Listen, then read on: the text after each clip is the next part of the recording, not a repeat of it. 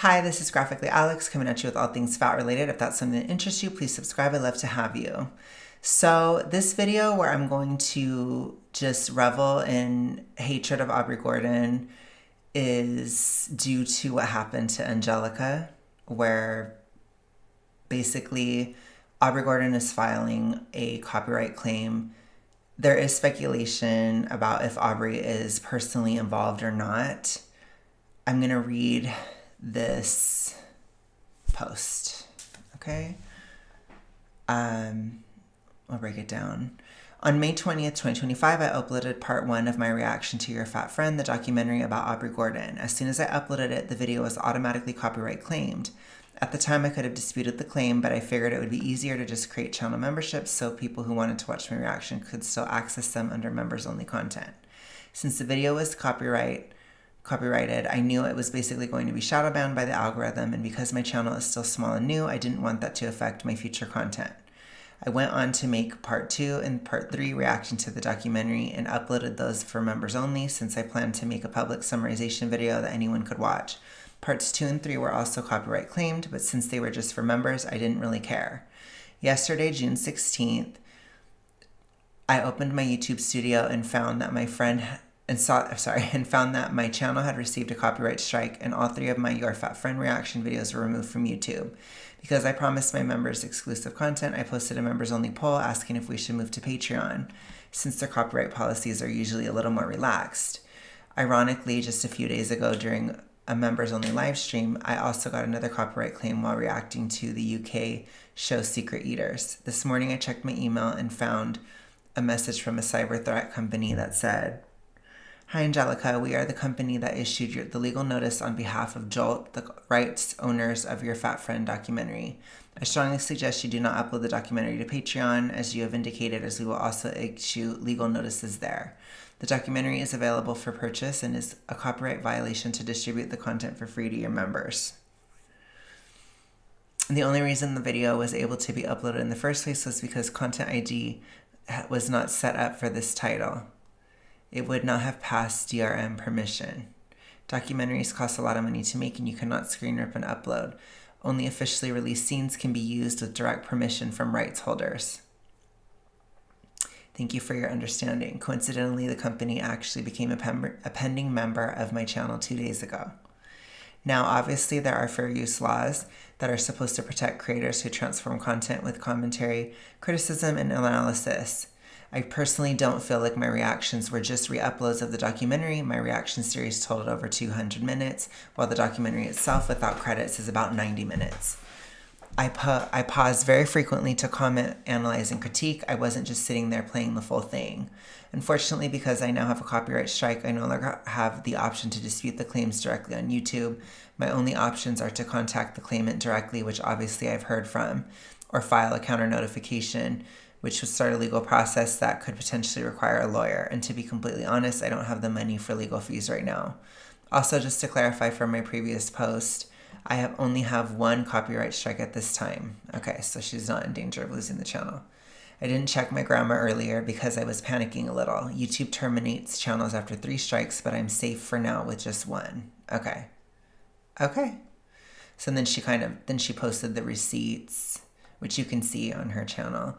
But basically, due to this whole thing, the part that I find bizarre about it, which I'm just going to say, which this is my speculation, I don't have any evidence or whatever, this is just my feelings about it. I find this part to be weird. Content ID was not yet up for this title. I find that strange that they were able to copyright claim the video instantly, but then suddenly 3 weeks later, there's a strike. It's just odd. It's very odd to me. And I just wonder if it was, maybe not necessarily personal, but maybe activistic, trying to shut down dissenting voices, things like that.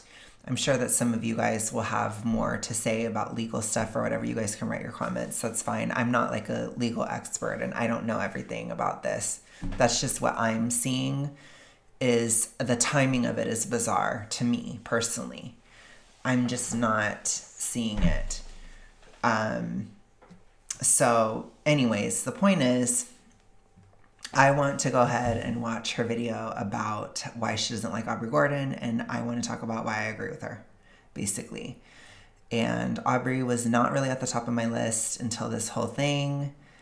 I think that it's ridiculous to act like a documentary cannot have criticism against it. There are people who cover all different kinds of documentaries, all kinds of things. And if it's transformative and all those things, it is what it is. So, anyways, can't even. So, let's go ahead and get to the video. Okay, so we're going to go ahead and get started with this. I'm really interested to see what Angelica said. That's why I waited. I wanted to react to this because I really do not like Aubrey Gordon. And it's difficult sometimes because she is kind of loved. A lot of people like her. If you talk badly about her, you're going to have a lot of people try to defend her. A lot of people are kind of on her side. Like, she has a lot of a sort of charisma, or she's able to kind of dig her alleged, in my opinion, narcissistic claws under people's skin pretty well. I don't fall for it personally. I don't, but I do not like Aubrey. I find her to be incredibly controlling. I've read some of the things she said when she talks about how she interacts with her friends and all this stuff. I think it's very odd. I don't like her dynamic with Michael Hobbs, where he basically has to like kiss her ass all the time. Like, I'm just going to be kind of honest, pretty brutal about it. I do not like her. I don't like her personally, and I can't stand her cause. Obviously, she's like one of the loudest. I called her the mother of fat acceptance, like legit. She's very loud, very pernicious. A lot of people get their talking points from her. So she's kind of, at this time, in my opinion, the head of the dragon, so to speak. The head of the Hydra, maybe. I don't know, if we wanted to say it that way. That's how I view her. So it's not that... It's just... Maybe Angelica went after the head of the Hydra, But whatever. Sorry. I'm so mad about that whole thing. I just am mad. I just can't stand that Aubrey can just put out this propaganda piece, basically, without any pushback. It's just not right. And I am going to be talking about it. I won't be showing any clips, but I'm going to do it in January. I'm going to. So mark your calendars. Which, it was going to have to be just for members only, but it'll be public now. And I'm going to do my best to read her for absolute filth once I've watched that movie. So anyways, let's go ahead and get into this. Hi, my name is Angelica, and this is the Angelica Unfiltered channel. I'm speeding it up just a little. Where I talk about health, wellness, weight loss, but mostly fat acceptance. Today I wanted to do kind of like a little bit of a follow-up video from the Your Fat Friend documentary about Aubrey Gordon that I posted on June 2nd. For the most part, I've gotten pretty good feedback on the video and some critique that I wanted to address. I try not to get hung up on negative comments, but I feel like if I explain my point of view or why I say the things that I did, then maybe it would make people understand my perspective more, or maybe I'll just sound like an even bigger bitch, which is totally fine. I know that you can't please everyone on the internet, and I know that I kind of have a sharp tongue, and people often get upset about the things that I say, and sometimes I have to apologize after the wicked things that leave my mouth, but that's just who I am. The things I can say can be very sharp and maybe considered mean to some people. So I'm just gonna go sort by the top comments on this video so far. So this first one here says, Sam at Every Size just released a video about how the stat Aubrey and others like her use, the 90 to 95% of diets failing, is a study from the 50s that wasn't even a proper or decent study. It pairs very well with this video. I actually posted this over on my community tab a day or two. Sam did a great job. It was really good. After this video released, I will have that linked down below and then as well on the screen if you guys want to look at it. It's very interesting. Sam at Every Size goes in and kind of digs through the research to figure out like what study the people in the fat acceptance community are quoting whenever they say 95% of diets fail. And it's an interesting deep dive, so if you want to know more about that, please check out her video. Sam is very good at educating us on the anti-fat acceptance sphere of the internet. This next comment says, imagine basing all your life decisions on success and failure rates. Getting sober, getting chemotherapy treatment for cancer, being an actor, getting into medical school, etc. Which I totally agree. Like, think about how many relationships fail. How many marriages end up in divorce? That didn't stop me from marrying my husband. You know, I'm also a small business owner. How many small businesses fail? How many people fail at YouTube and never make any money? There's just obviously going to... She's eating. She is. I don't have much to say other than, yeah, that's a good comment too.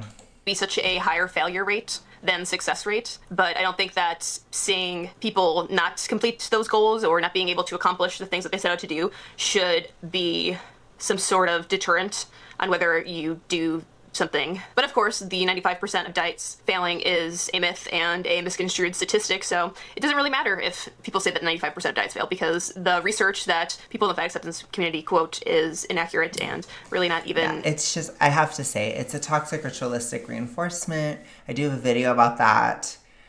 Basically, when people say that to you, they want you to regain.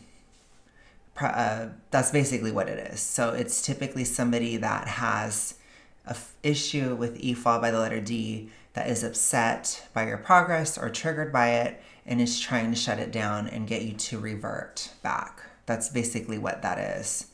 And unfortunately, there are people with these issues in institutions. There are people that kind of slip through the cracks and all this stuff, and they use crazy outdated studies from 1959 to do that, like as if there hasn't been more studies recently, which again, that video that Sam did really showed and was very illuminating about all that stuff. A good study. And I don't know if it's just because of the way that I was raised. My mom is a very strong, independent woman, and how I saw my mom go through life and how much I've seen my mom overcome. My mom is one of the most resilient people I know, and seeing my mother be able to accomplish so many things or work through so many hard times has like instilled some sort of confidence in myself to know that if I actually put my energy, you know, my full pussy into something, you know, I will be able to accomplish it. And seeing her be able to work through so much hardship and still be able to come out of the other side with a positive mindset and continue to push herself and get things done has kind of instilled in me that I can also do the same. I think being able to... I think for me, I have kind of... This is so weird. This is going to be really gay, but whatever. I'm going to just say it. For my Astro Girly Pops, I'm a Scorpio rising, which for anybody who knows about Scorpio, it has a lot to do with death and rebirth kind of thing, or like transformation. Very deep transformation, very extreme transformation, often at the cost of great pain. And so that's happened to me a lot throughout life. And so there's been a lot of times in my life, particularly in my 20s, where I've had complete collapses or complete loss of everything and had to start completely over. It's also kind of a millennial experience, which for anybody who is an Astro Girly Pop, we all have Pluto and Scorpio, right? It's part of our generation. But anyways, I had a lot of times like that, which I wasn't confident. Like when I was 21, I wasn't confident at all about anything. And I was pretty much... You know, I was steep in the toxic ritualistic. I pretty much was exactly the same as a fat activist, except that I didn't believe in fat activism. Even then, I wasn't really for it. But all of the logic behind it, I believed, because I realized later, as I was doing this work in 2023, that it was rooted in that. So for me, as never being a part of the movement, to think and believe so many of the same things that all of these women in the movement were believing and saying, I could very clearly see the root of it. Because while I was never into fat activism, I was deep into the toxic ritualistic, very deep, deathly so, extremely so. But regardless, whether it's professionally, personally, financially, certainly, physically now with this health journey and all this stuff I've done, like in every way a person can completely implode and fail and collapse and then have to come back and rebuild. I've done it throughout my 20s and early 30s. So I'm very confident about taking a chance And yes, it is kind of built on my own experiences. But that's kind of what it was for me. Basically, it's like you pick yourself up, you get up, you do it again, you do it differently, and it comes back. And I think a lot of people, I think especially in Gen Z, you guys are so terrified of failure. You can always come back from a failure. People are terrified of making mistakes. You can always come back from a mistake. You can always come back from things. You know, I would say especially when you're younger, but even when you're older, you still can. You know, it just might be a little different. It just depends. But you guys kind of know that. You know, I think that that's obvious. But I'm just saying, you can always come back from something. And that's something like I have experienced probably at least 5 times. Or, you know, at least in different aspects, with a extreme version of it in 2020 for me, where I lost like almost everything basically that year. I lost all my dreams. I lost my health.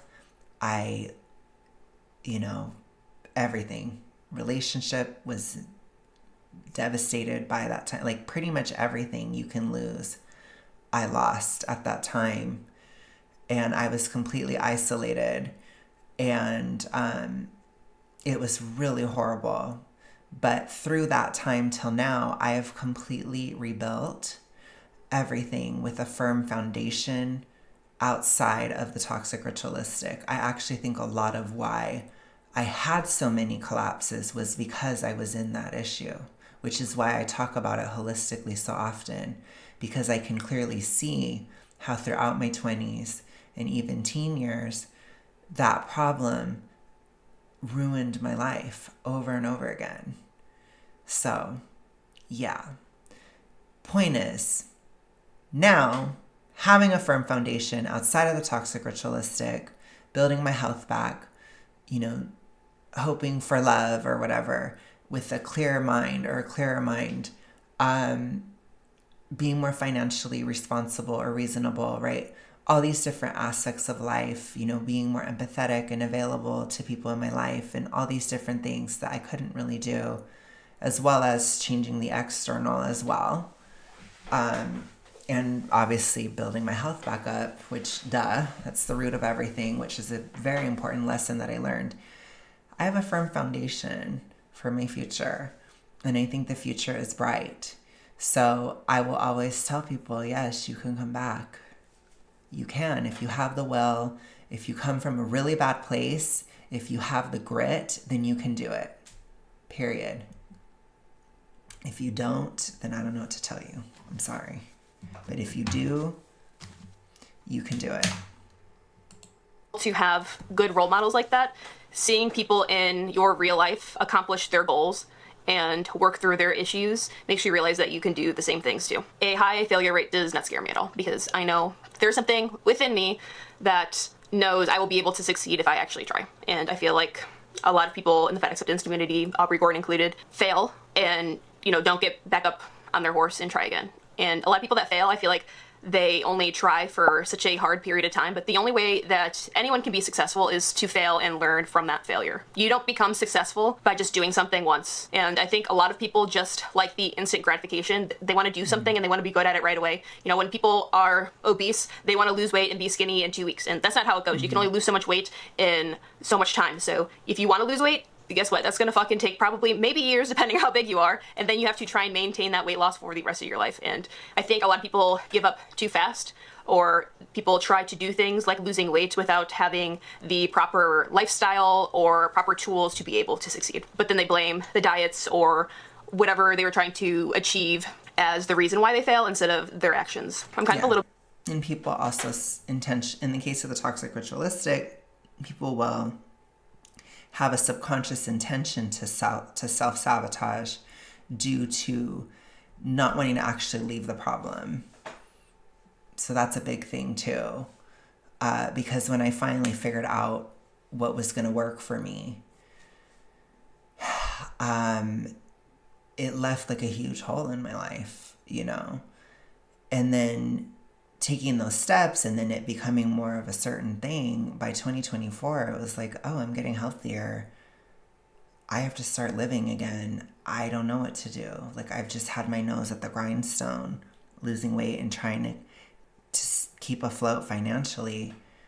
So what now? And it was really hard. So I think that what now feeling, that also keeps a lot of people in the problem. A little bit of a bootstrapper, if you can't tell. This next comment says, I've noticed that for most people in the fat acceptance space, focus so much on looks. So they say, you're afraid to look like me. Dear, I'm afraid of clogged arteries, immobility, and early death, but thanks for thinking everyone who isn't morbidly obese is superficial. I think that is so true. A lot of what Aubrey said in the Your Fat Friend documentary was just so focused about like people not wanting to look like her or being scared of what people would say about her, and instead of like the actual realities of what it's like to be obese, because whether she likes it or not, everyone in fat acceptance likes it or not, me and you, being obese is a extreme risk factor for so many disorders and diseases. And not only that, it just makes your life so much fucking harder. And then people replied to that comment and said, if they acknowledge the part you're talking about, they will have to admit the path that they're on can be quite dangerous. For me, it's mobility and quality of life. I don't want food to be my only form of entertainment. I want to be able to run, climb, jump, swim, play ball games, or even just go for a walk whenever the mood strikes me. I hate the feeling of being out of breath or miserable while doing physical activities. Many fat acceptance people don't even remember what it felt like for running or climbing to feel good, easy, and fun. To be honest, yeah. So basically, the reason why people come across as so superficial is because it has to do with the psychological aspect of the issue, of the problem. So when you're toxically ritualistic, aka E followed by the letter D, primarily binge, I know I have to kind of spell it out a lot. It's, you know how it is on YouTube. But basically, when you have all that going on, it's a purely psychological issue. So often to keep engaging with it, you dissociate from your body, which a lot of them use that language. I live in a fat body, for example. It's a dissociation, which you have to stay dissociated so that you can continue to do the cycles or continue to do the rituals. That's what I'll call them. The behaviors, basically. If you start to feel how you actually feel, you're going to have to stop. So what do? You don't let yourself feel how you actually feel. So then what do? You only think about appearance. And it's only appearance, because thinking about how you don't like how you look, it fuels the cycles.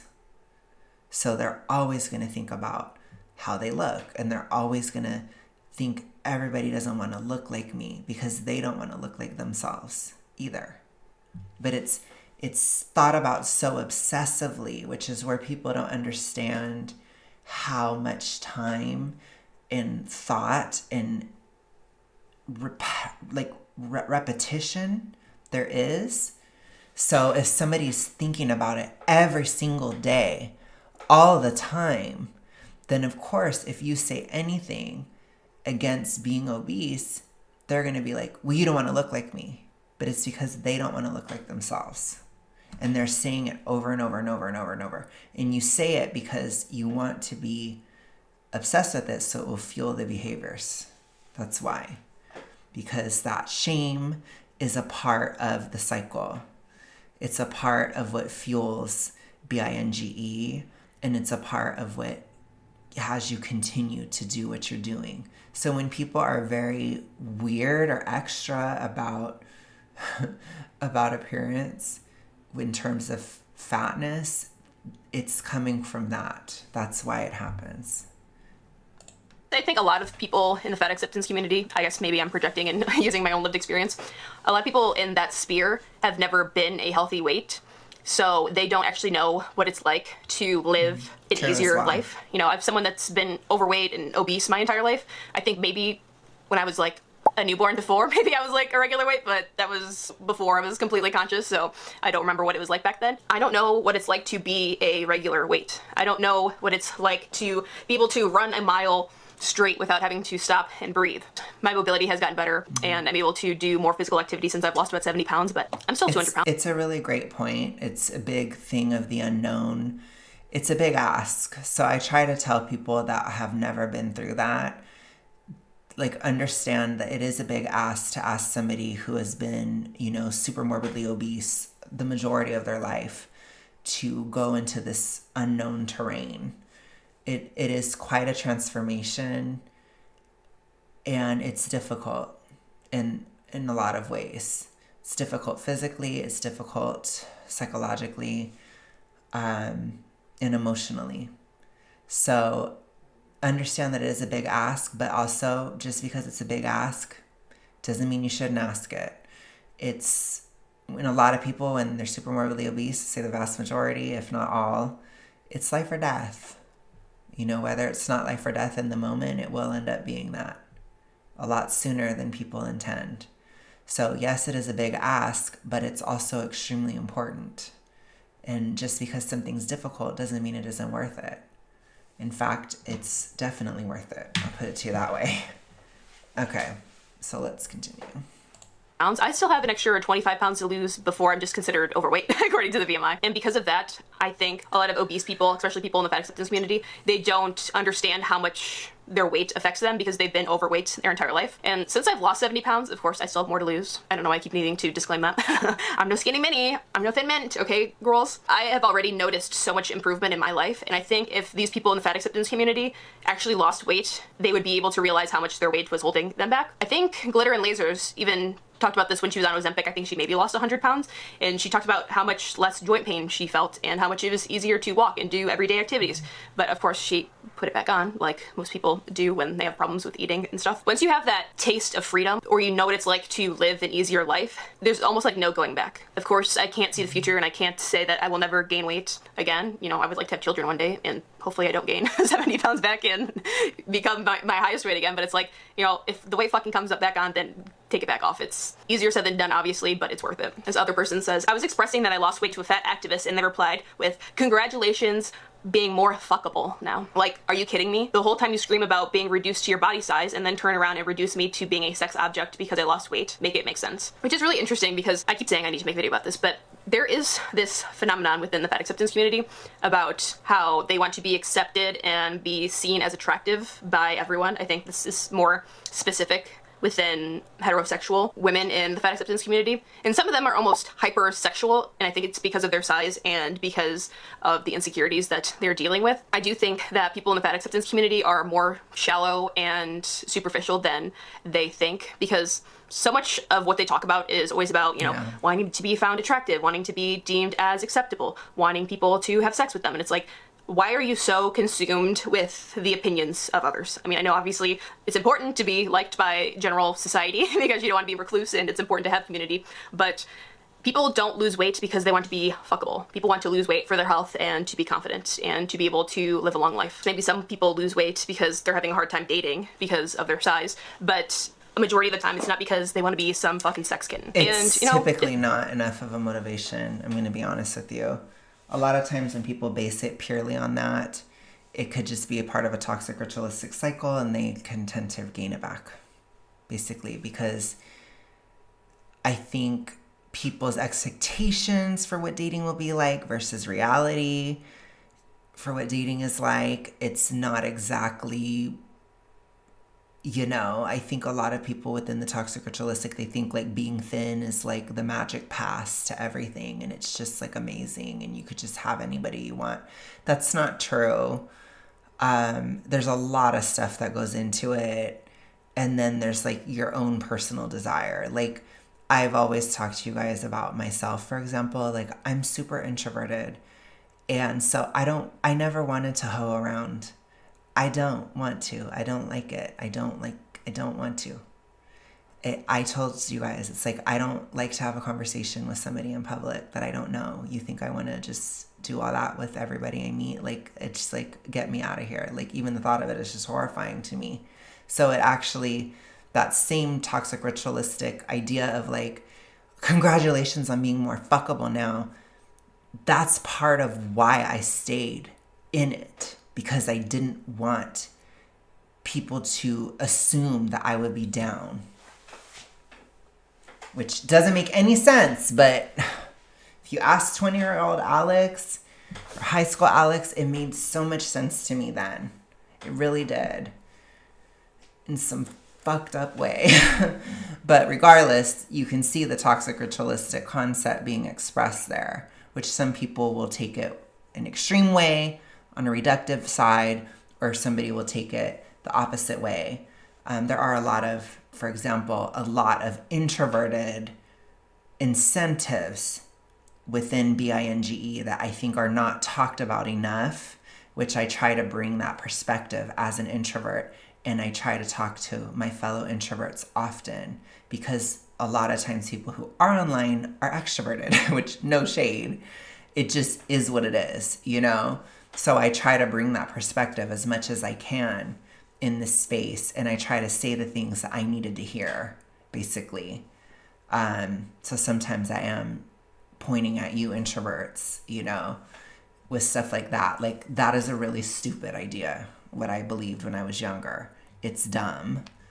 And whatever. I just don't even want to continue with that. Different strokes for different folks. Like, we know that there's feeders and chubby chasers out there. I think in this day and age, you can be any size, and I was trying to find a different way to say fornication, but, you know, Amberlynn Reed's out here having girlfriends, and she's 600 pounds. A lot of people on 600-pound life have fiancés and husbands and wives. That's true. But that's totally true. And I'll put it to you this way. Being big, it did not stop people from assuming that I was always down. So it's not real. It was so stupid. I just wish I could have... I wish I could have told myself that when I was younger. That you're fucking stupid. But whatever. I don't think weight is really holding everyone back.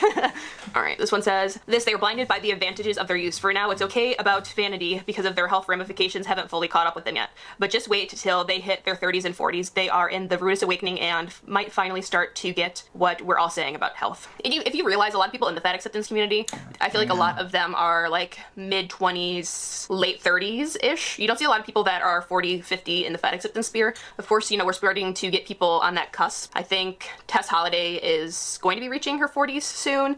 Glitter and Lasers, I think, is about that age too. But a lot of the people you see as fat activists on TikTok, they are pretty young. I think they're like around my age, 28, 30s, early 30s. But, you know, it's easy to say that it's healthy to be fat when you still are in your youth and your bones haven't started to decay, and it's not hard to stand up after sitting on the couch for 4 hours. You know, even if you take care of yourself as much as you can and eat the right things, the body starts to slowly deteriorate over time. Humans are not immortal. This might be an unpopular opinion, but I also think people are fully within the right to have preference for how their body looks. However, that may be the issue with most fat acceptance, is their cognitive dissonance is making them feel like others choosing to lose weight is a decision made with them in mind, when it's really the case, which I feel like, it's because of the obsession they have. That's why you can tell somebody is obsessed with it if they believe that. It's literally the truth. But then Aubrey Gordon in this whole documentary was like, you know, when people decide that they want to lose 15 pounds because they're making their New Year's resolutions, it's because they don't want to look like me. It's like, what if they want to lose 15 pounds so they can wear a fucking bikini this summer without having a belly roll? What if they want to lose 15 pounds because their baby has just turned into a toddler and now it's running around like a fucking maniac and they can't keep up with them? Like, there's many reasons why people choose to lose weight, and it's not because of Aubrey Gordon. Don't get me wrong, like, I use anti-fat acceptance content as inspiration or motivation to keep going, but I don't make my breakfast in the morning and say, yeah, I'm gonna be in a fucking calorie deficit today because I don't want to look like Aubrey Gordon. And to be frank, I'd probably have to gain like 200 pounds too. Look like her.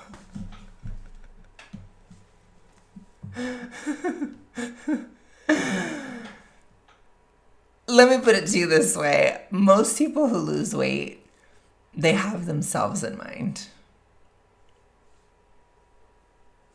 It's very obvious. Anyway, if they were truly comfortable with the way they looked, they'd pay no mind to what others were doing with their own bodies within reason. Exactly. Like, when someone says that they're getting their tattoos removed, I don't get offended. When someone decides to dye their hair black, I don't get offended. It's just that people in the fat acceptance community, or I guess just really any insecure person, is so hyper vigilant that whenever they hear someone doing the opposite of them, they take it as some sort of personal offense when it's literally just someone making a decision for themselves. They go on to say, I prefer the way I look when I'm in the 110s. I'm 5'1". Not a fan of my appearance when I start to get into the 120s, but that's a personal preference. Fat people are not remotely a thought in my head when I see the changes in the mirror in either direction. It's a personal choice, you know. I have to look at myself in the mirror every single day for the rest of my life. You guys don't have to. So it makes sense that I would make decisions that I like, not what you guys want. It's me checking in with myself and where I've been in the past and whether I feel content with where I'm at. It's nothing to do with all the fear of being fat, but rather my preferences on my body, looking toned and lean. Obviously, I don't have the Yeah, I think when it comes to that, like, that's when you reach a certain point, or when it's not a health concern, or it's less of a health concern. I've had a lot of that shifting in the mids, because it's like I'm not obese anymore. I don't have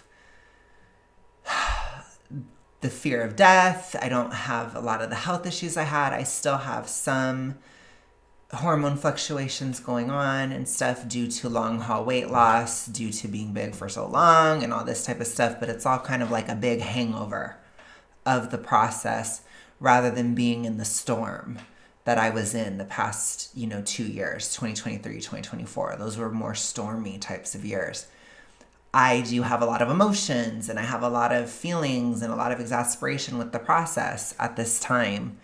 But I do also consider my appearance a lot more now. I focus on different muscles I want to build for aesthetic purposes, and also for functional purposes. Like, my triceps are incredibly weak. So weak that I can't do my chest presses very well, or I can't lift for my chest anymore. Can't go any higher because my triceps are too weak. So it's like, that's really upsetting to me. So it's also like, there's some levels of athletic motivation, and then there can be more visual motivation, but it's like, it's because the health aspect is just not as relevant. So with that person, they're going from 110s to 120. It's going to be more visual for that person, It's just different, which is fine. It doesn't have anything to do with anyone else. And as long as you're not going into an unhealthy range either way, then it's not really a problem. Physical and mental energy to care about what every other fat person does with their body, but it's easier for me to see the beauty in other people, or be accepting of someone else's fat rolls, or like someone else's chub, or like double chin, to someone that's like my size or a little bit bigger. I'm able to see them as like a full, beautiful human being. But those are things like I would pick out in myself and like fixate on. But in other people, I just see it as their body existing. We are our worst enemy. This comment says, as a former fat person, what infuriates me the most about being obese or morbidly obese is never about loving food or yourself. It's always about eating to deal with emotions or trauma. In Aubrey's documentary, she was saying something like, people assume that all fat or obese people have binge ED, but they don't. I can agree to disagree with that. I think, obviously, if you are obese or overweight, I think if you're super morbid, it's at least a 50-50 shot. If you are not, then you probably have a severe hormonal disorder, basically. Like, I think to get to super morbid, it's just too much of a commitment. I do think it can happen in some cases, or maybe somebody can be very subclinical with BINGE. So that means like they're almost there. People forget that there's also layers of severity. So it's like you can be mild, moderate, severe. You can also be subclinical. So you can have certain qualities of it without meeting a diagnostic criteria. But the odds of somebody being super morbidly obese, especially the bigger you get, the more likely that you have some interaction between hormonal disruption and toxic ritualistic. It's very likely. And again, some people it's fully and completely toxically ritualistic. Some people it's fully and completely hormonal. Regardless, for many of us, for myself included, it was a combination of the two. For me, it was definitely BINGE and hypothyroidism induced by my toxic ritualistic behaviors. So they fed hand in hand, and it makes it very difficult to get out. But Aubrey Gordon, she is so obviously within the toxic ritualistic, it is not even funny. But one of the things about it is you deny it.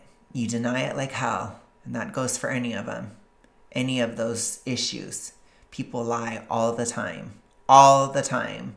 The amount of gaslighting I had to do about this issue was wild when I was younger. And you just do it. And you think you're so smart, and you think you're really hiding it, and you think that people don't see it. Now, in the case of BINGE, it's hidden, weirdly. It's like this weird taboo, or something. I don't know. It's very bizarre, which I've tried my best to disrupt that because it needs to be talked about. But regardless, it is hilariously ironic, darkly hilariously ironic, that Aubrey would make that point. When we talk about people who don't have that are fat, they're typically just class 1. That's typically where somebody will end up. They usually start to get to class 2, which is morbid obesity, and you feel awful. So at that point, most people pivot. Other people, maybe they get caught up and they're just like, and then they get bigger and then they get kind of stuck when you're bigger. That's what happens. But the vast majority of people that I've seen, they start to pivot at morbid because it feels horrible. Morbid is a very good way to describe it. You are not well. You're not well. So I will always bring that up because it's like, hello, you got to kind of like wake somebody up a little bit. Weight, you have to have some sort of complicated relationship with food. I don't think everyone has like a diagnosable ED. Even when I was 172.8 pounds, I never binged. I didn't have like the cycle. I was just an overeater and was constantly eating, even when I was bored, when I wasn't hungry. And I guess it could be to deal with emotions or just get that dopamine hit from having carbohydrates and sugar. It is a fact that in the case of Angelica, I'm not trying to be a doctor, but this is what I think it was for you. I'll be your fortune teller, okay? I'm not a doctor. I'm a fortune teller. What I think it was for Angelica has ADHD, which means she was probably dopamine mining, which again is a hormonal disruption. Sorry. I'm just being extra. But that's the point. It's a hormone disruption. There's a problem. Now, remember, obesity is a complication within ADHD. It makes it worse as well because it does lower your dopamine further. So it can be very difficult. But there are a lot of people, I've had a lot of you guys actually, when I did a video about dopamine and low dopamine in weight loss, a lot of you guys mentioned that you had to get medicated to get your weight under control, basically, because it helped you focus on the goals and then you were totally fine. I think that is a pathway that does need to be talked about too. But it's still a hormonal disruption, in my opinion. It has to do with low dopamine. It has to do with dopamine mining within ADHD. Which if you have it, remember, it'll make it worse. Get to the gym. Get to the gym, Angelica. You need to start lifting. Anyways, let's continue.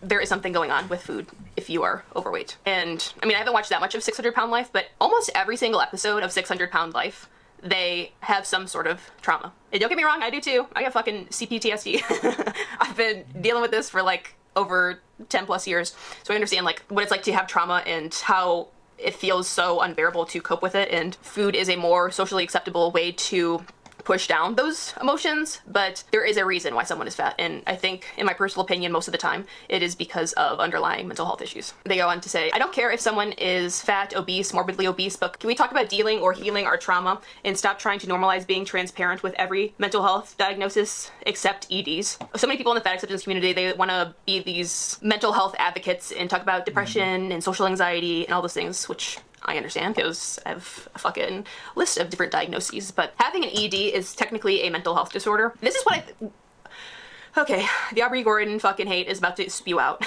Someone commented on my video saying like that I was so hateful towards Aubrey Gordon, but it's just, there's just so much contradiction and cognitive dissonance within people in the fat acceptance community, especially with Aubrey Gordon, that it just starts to fucking piss me off. Because after I started to listen to her for hours and hours and hours, you start to pick up on these things. Like, Aubrey Gordon has talked so much about on her fucking page and in her podcast about, we don't know why people are fat. Scientists still don't know how to make a fat person permanently thin. Then in the same fucking breath, in the same documentary, she talks about how she has problems with eating. She has an ED, and she struggles with mental health disorders. I think I know why you're fucking fat. You have a mental health disorder and an eating disorder. Yes. Yep. And that's not me shaming her or anything. Yes, which it's extremely... People are extremely... they do not want to... They are very mad at me that I admit it. I'll put it to you that way. Because it's kind of like a cardinal sin in the religion of the toxic ritualistic, which is the best way to describe it to people who don't have that problem. It is maybe not a religion, it is a cult. It is cult. Okay, it is wild. But basically, it's the weirdest freaking problem to have mentally, because it's internal, but it's also social. And that's also really hard for people to understand, because I think most mental health issues, they're kind of like one or the other. Or at least that's how people, sorry, I thought I saw a bug or something. That's how people view mental issues.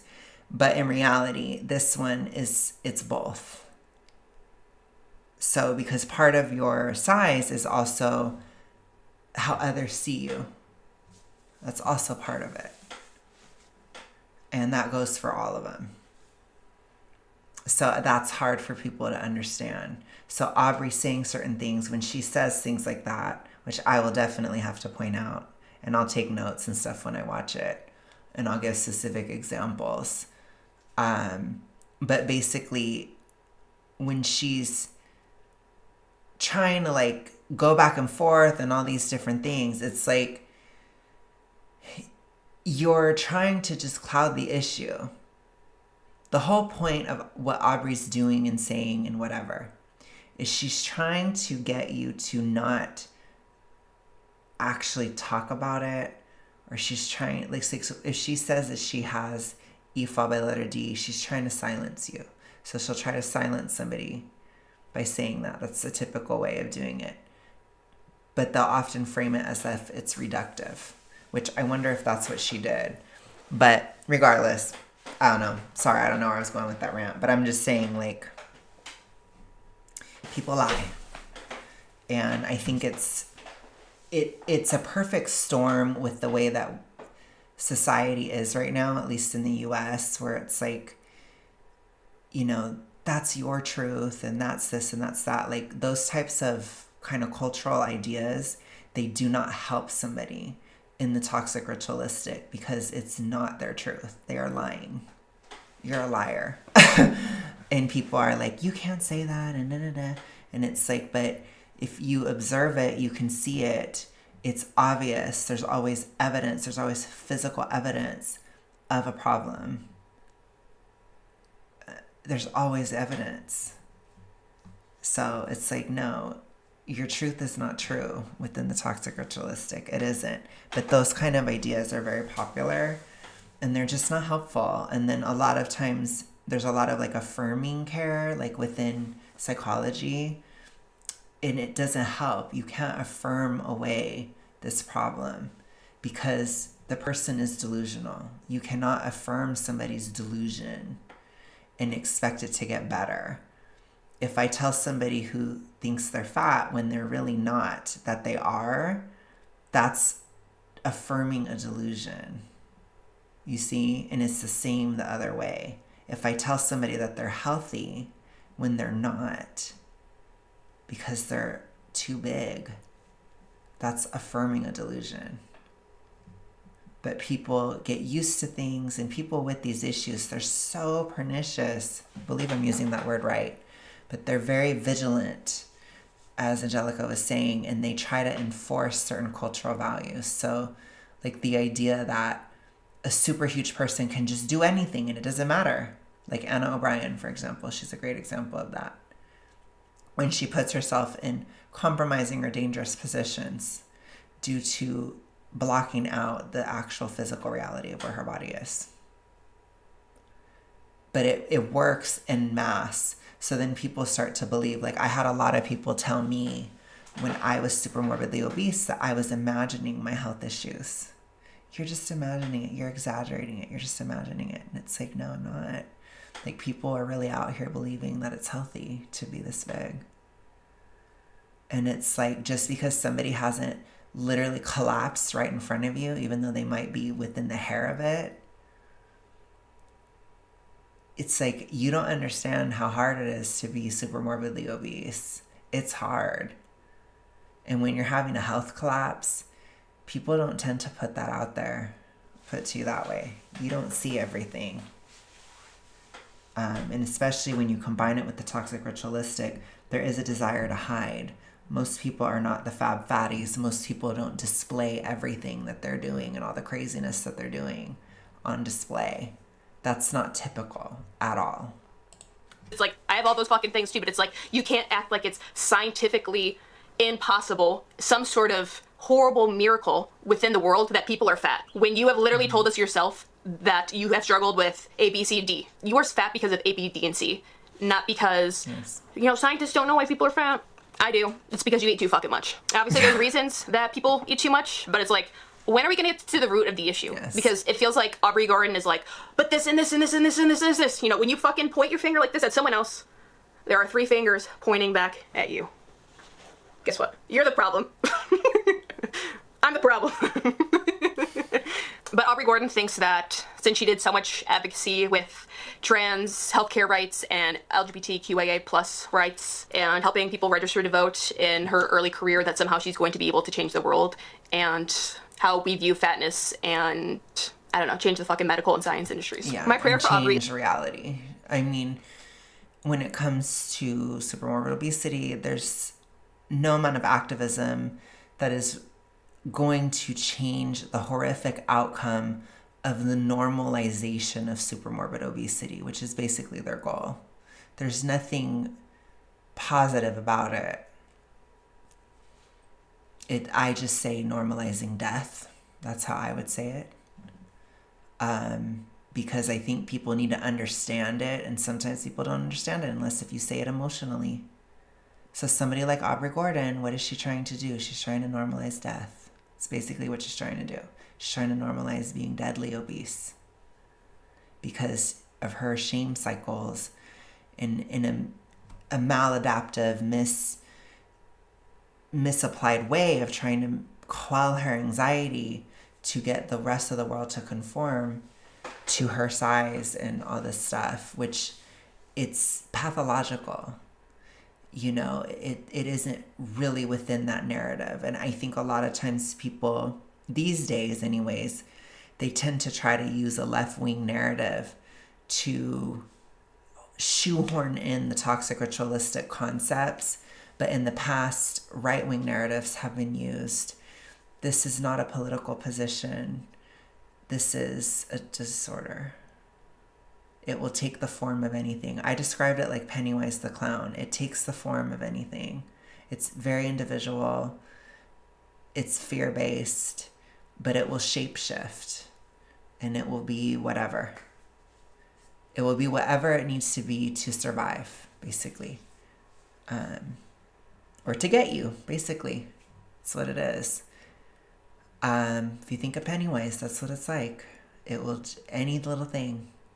And I think that unless if you just stop believing in it, you talk shit about it. Honestly, my approach is to make fun of the ideas of how stupid they are, which they're really stupid. And be like, wow, I was so dumb for believing that. That is really, I guess I'll just cuss. That is really fucking stupid that I believed any of that. That's how you get out. You don't affirm it. You don't. You say, oh, that's dumb. I didn't have any reason for thinking that. That was stupid. And that's the real truth. I think there's a lot of people who are so concerned about judgment and stuff, which I don't think it's wrong necessarily. Like, I get it. But it doesn't apply in this case. It just doesn't. You're not judging the person. You're judging the logic. You're judging the ideas. You're judging the rituals. You're judging all of that. It's not the person. And I think we need to understand as a society that the issue is not the person. Because within the toxic ritualistic, we do believe that it is a part of us, and it isn't. So we tell everybody else that it's a part of us. And I need people who don't have this issue to not believe that. It isn't a part of who you are. It's not. Just like fatness is not a part of who you are. Which that's typically how BINGE will say, this is who I am. I'm fat. But regardless, what that means is my toxic ritualistic behaviors, the way that I think about these issues, this is a part of who I am. My illness is a part of me. My mental illness is a part of my identity. And so don't reinforce that. So you're not judging the person, you're judging the illness, you're judging the problem. And it is a problem.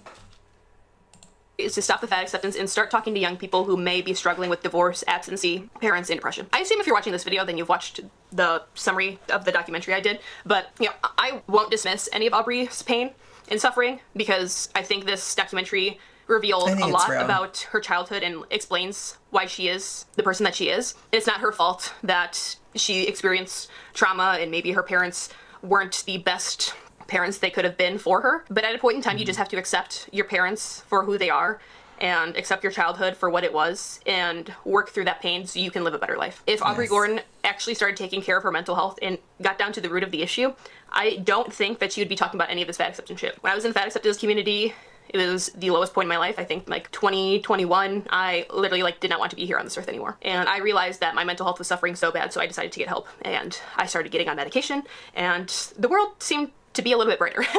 And once I was able to think clearly and kind of realize all of the stupid shit I've been saying for the last couple of years when I was in the fat acceptance community, I was able to work through those unhealthy thoughts and behaviors and slowly see myself out of the fat acceptance community. In my personal opinion, people in the fat acceptance community are struggling with underlying mental health issues. But I guess probably half of the population is at this point. Someone replied, I loved food when I was obese. I hated my body at the time, but kept eating trash because it felt good and I didn't care about the consequences. I then had to lose weight for surgery and discovered cookies aren't actually worth having my body in that state. Someone replied, it does feel like binge/emotional eating is one of the mental health problems where it's politically incorrect to acknowledge it's a problem. That's such a good point. I mean, I understand that fat people get treated differently than thin people, and people can be cruel to fat people for no reason, but being obese or having binge or even the restrictive side, Anna, is something that usually you can see, and that's something people can visually see that you're struggling with, because unfortunately, when we are overeating or over-restricting for a long period of time. It's true of the middle one, too.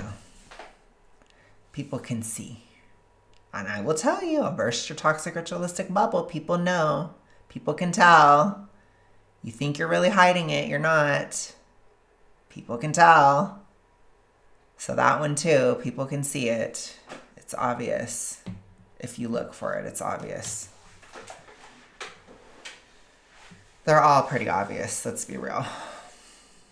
But there's a lot of gaslighting when you're in it. There's a lot of trying to convince. I mean, gosh, I should have been a campaign manager. The amount of times that I dodged discussions about that issue. I mean, it was truly crazy what I could do to get out of talking about it. I always talk to you guys about it. It's like it's like trying to bathe a cat. It's like a cat with water. People will just it's like you'll see a fat person almost fly away like a cat. For anybody that's had a cat, I mean, it's crazy. But you try to just swoop under the radar, and it's like, oh gosh, let's talk about it. You just get the hell out of there, kind of. You just run.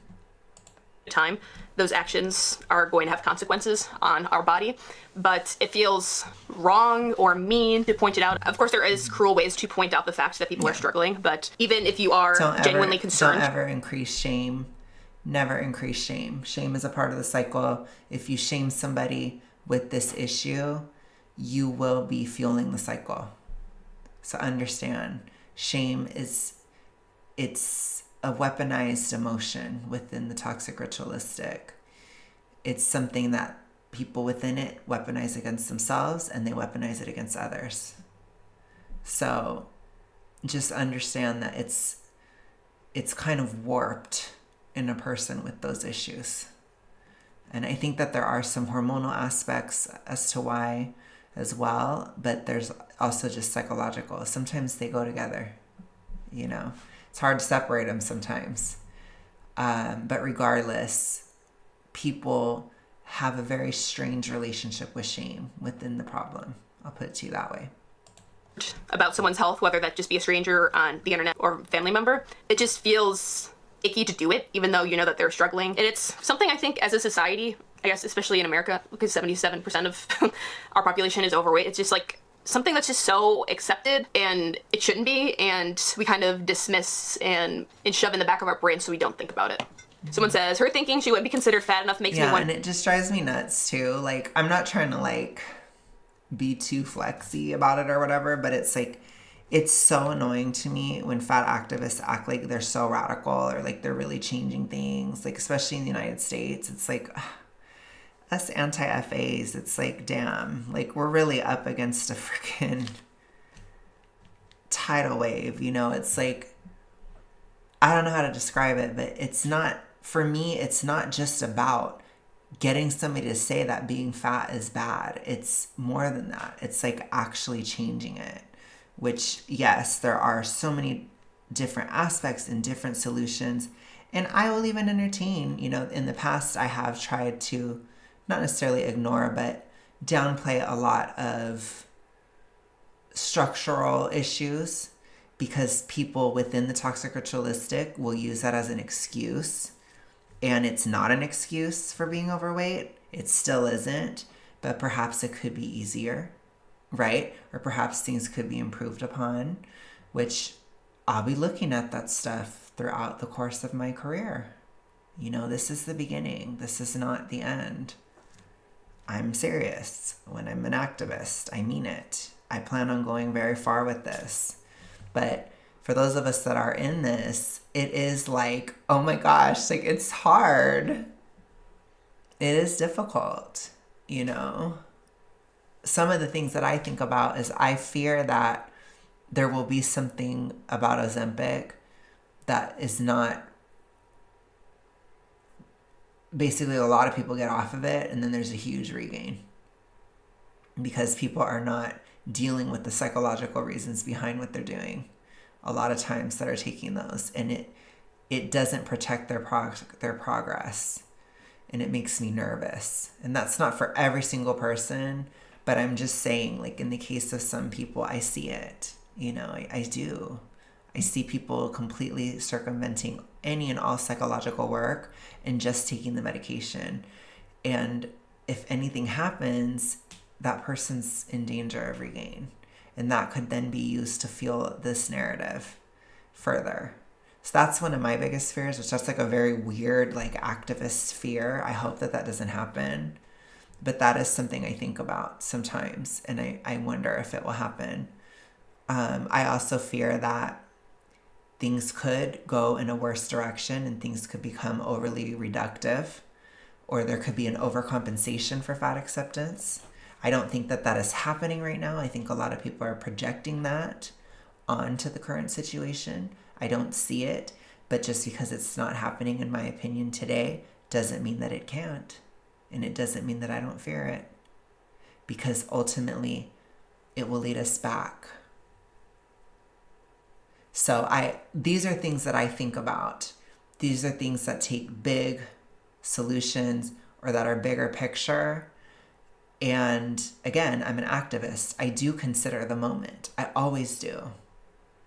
And it's like we are really up against a huge wall right now.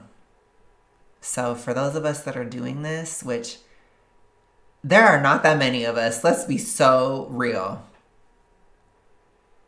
We're still doing it.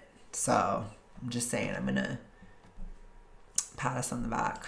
Wonder if she might not think she's as big as she is. Someone replied, yes, this is often the case. Body dysmorphia is weird that way. Someone else replied, I mean, she claims to be 350 pounds, so who knows? Graphically, Alex talked about this in one of his videos, but he was talking about how he had weight blindness after a certain point, and he thinks, and I guess I've experienced this too, that like after you start to lose weight, you almost start to feel bigger than you did before you lost weight, because your mind is actually starting to come back to reality and realize how big you actually are.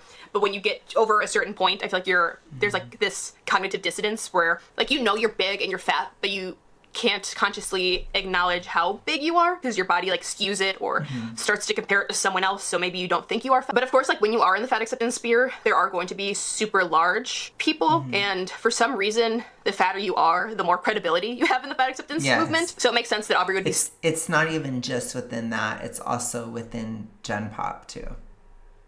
Because the bigger you are, people listen to you about being big. I'll put it to you that way. So it's not just within fat acceptance. But yes, so that phenomenon I'm going to talk about, I think it comes up in the mid-sized princess, which that's a huge thing. I told you, a mid-sized princess era, aka crisis, we should call it. No, I'm just kidding. It's very dramatic. But not everybody goes through these things. But I think when somebody has been super morbidly obese, toxic ritualistic, somebody's in long haul weight loss, recovering from severe hormone issues, it puts you in a zone where you're likely to enter this mid-sized princess crisis, which I've talked a lot about on the channel. And I'm going to do a video when I get out of it, where I talk about everything about it and what you need to do to get out and whatever. But basically, yes, an aspect of that is weight blindness dies. The comment I wrote was, I believe weight blindness dies in the mids. So basically you start to see how big you actually are, and you're not used to that. And it's like, oh, and you start to develop a thin brain, basically. That's what I've noticed, and that's what I've experienced. It's like, but it's that weird in-between process. And there's a lot of anger, frustration, and unconfidence or shyness in that, because it's weird. And then it's very weird socially. It's a strange social phase. But there are some physical aspects too, but it's very much a thing. I think the brain wakes up, basically, because you see yourself as big as you actually are. And it's like, oh gosh. Because then like you'll look at pictures of yourself from the past and you'll be like, oh my gosh. You know, it's like you're seeing yourself for the first time.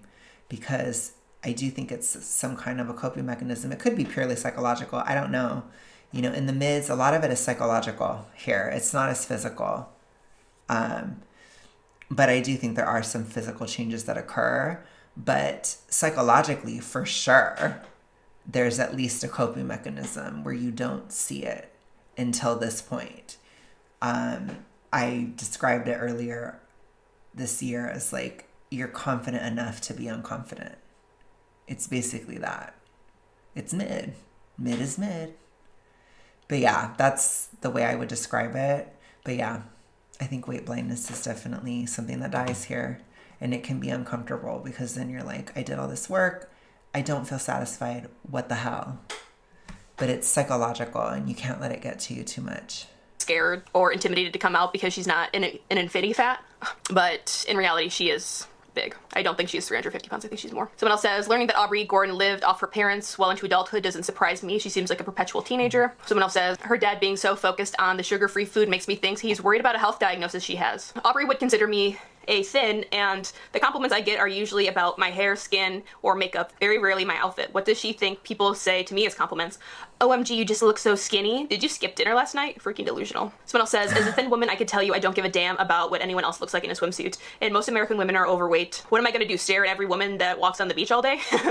I get it's coming from a place of insecurity, but it's very odd how some of these people think everyone is worried about them 24/7, when 99% no one is paying attention to them. And that's something I've had to work through. At the end of the day, no one cares about you as much as you care about yourself. And then I can ruminate on saying something stupid when I was hanging out with my friends, or, you know, getting paranoid that someone doesn't want to hang out with me again because they didn't text me back 15 minutes after I got home. Or like, oh, this person hasn't texted me in a week, they probably hate me. And it's so easy to spiral and keep feeding into those toxic thoughts. But at the end of the day, you know, how many fucking people are in the world? Like 7 billion, 8 billion? Quite frankly, the world doesn't revolve around us. We're on a planet with many, many other people with many other pressing issues. Until you're able to work through those toxic patterns and realize that no one is thinking about you as much as you're thinking about yourself, you're not going to be able to be happy or do the things that you truly want to. If I cared about what every single fucking person thought about me, I wouldn't be able to make YouTube videos, because if I got one hate comment, I would delete my whole channel. Or if I was worried about what every single person thought about my tattoos, then I would never have any tattoos, because there's always someone out that thinks tattoos are white trash and for people in prison. You can't get so hung up about what the world thinks about you. And at a certain point, if you actually want to be happy and fulfill your dreams and desires, then what other people think about you is gonna have to start taking a backseat. Someone else says, I'm so tired of traumatizing being used for something that affected me. Life affects you. That doesn't mean you're traumatized. There's just so much therapy speak that goes on nowadays that it almost makes hearing people talk about things insufferable, which I feel like sounds so fucking... The misuse of narcissist gaslighting and triggering makes the brain turn off. That's funny. I think that there is often trauma involved with the toxic ritualistic, but if I were to tell you something that traumatized me, or the amount of events that have traumatized me, I would say really there's been 3 things in a lifetime. So one was the experience of living with my dad as a kid around that 9/11 time. That was traumatic, and that was the most traumatic because I was very young. It was not good. And I think that that's where my toxic ritualistic origin story came from. It was that trauma. But there are 2 other things. Around the time I was 22, 23, I had a personal life cancellation event, basically. So many people in my life turned against me all at the same time. They lied about me, and I was basically canceled. I don't know how else to say. I wasn't canceled like politically or financially, but I was canceled personally. So I was in a lot of scandal in my personal life. That was traumatic. So having multiple people tell the same lies about you and collaborate and get people to turn against you and stuff like that, that was traumatic to me. It was horrifying. It just was. And I was still young. I was in my early 20s. It was very hard for me. And then finally, the last thing was I dealt with workplace abuse in 2018. And that was traumatic for me, but it's different. Workplace related stuff, it hits differently. It's not as emotional. It's not as like, people don't like to talk about it. And there's like a huge taboo for some reason on talking about it. But when a workplace does that to you, it's really hard to like trust work environments and stuff. Like I have issues now that I don't know that I'll ever fix. Like I honestly think that that's part of why I work for myself, because of that traumatic experience. So I have had trauma, but that's 3 things. They were all kind of like long-term things, you know, they lasted like years or, you know, like a whole year or something, right? And they did impact my life, and I can see it in different ways, but that's it. So I think a lot of times people exaggerate and they make everything that. No. I guess maybe I have one more. The last one would be my health crisis. That actually was scary. But that's different, I feel like, too. I'm telling you, I've been through some shit, you know. But the point is, the day-to-day, no. Gosh, not me having to add a 4th one. I'm a Scorpio rising, okay? It was gonna happen. It was gonna happen. Damn. Gosh, I have been through a lot. It's weird though, because like other than that event in my childhood, like I had a pretty charmed childhood. So it was like one really bad event in like a very even spoiled life. Like it's weird to say that. So like I never can be like I was mistreated growing up. It's like I wasn't, you know. So it's just odd. So yeah, it's been very isolated things, which I think that for me it set up my severe toxic ritualistic, because when you have a relatively good life and then these very bad things happen, and then there's spans of time where there isn't as much bad things happening, then you kind of ruminate a lot about the bad thing, you see? So it kind of fed into it. So that was just my life experience, and I think that's why it was so severe in me, because like I said, I had a pretty good childhood apart from those 2 years I lived with him, with my dad. And everything before that was fine and everything after that was fine. So all I did after that was ruminate about that, you see? And then that's true of the other traumatic events too. But yeah, don't ruminate about it, you guys. Because it's like I wasted so many years like ruminating about it after the fact. Like I did that with my cancellation really bad. And then the work thing, I kind of just moved on, but I was older. And it's different. It hits you differently. I feel like people understand. And the health thing, oh gosh, like I freaking turned into an activist over it. So I guess figure it out. I mean, me after talking about my dad being an alcoholic in every video. But it's like, just because something was hard doesn't mean it was traumatizing. Like, to me, traumatizing is something that almost like alters your brain and something that will live with you for the rest of your entire life. And you know what? I was on diets like Aubrey Gordon my entire childhood, and I struggled with disordered eating patterns all through my teens and my early 20s. But I wouldn't say that's something that's traumatizing to me. It's something that I've had to work through. It's a hardship. All right, someone says, as much as... diet is not traumatic. It's ridiculous. Totally ridiculous. Okay, so I'm going to go ahead and stop it here. Let's pick it up again. I think I'll do the other part at some point. But yeah, I will talk to you guys tomorrow. Have a good one. Bye.